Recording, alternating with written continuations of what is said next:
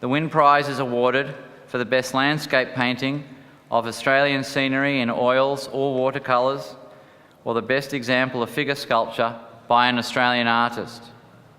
Ladies and gentlemen, I'm pleased to announce the 2012 Wynne Prize is awarded to Imants Tillers. Landscape's become a kind of dominant theme of my work, and been looking a lot at Von Gerard and Fred Williams, and in fact I've done a number of versions of Von Gerard's Waterfall at Strath Creek, and then I discovered that Fred Williams had also painted several paintings of Strath Creek, but one of them is actually painted after the Von Gerard, so that was my sort of choice of subject. I was attracted to the waterfall because, you know, a waterfall is kind of ever changing but always kind of looks the same, and I saw it as a kind of metaphor for the fleetingness of human life, if you like. So the text is really, it says, you know, the fleeting self, like a dream, like a vision, you know, like a bubble, like a shadow, like dew, like lightning. But they're not literal landscapes, they're more you know, evocations of landscape or meditations about landscape. Landscape, you know, was a kind of discredited subject.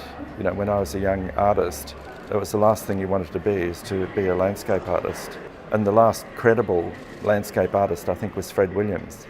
But I think what's changed everything is the, you know, revolution in Aboriginal art, which is all about landscape. So I think, you know, Aboriginal art has made landscape a kind of viable subject now for contemporary artists.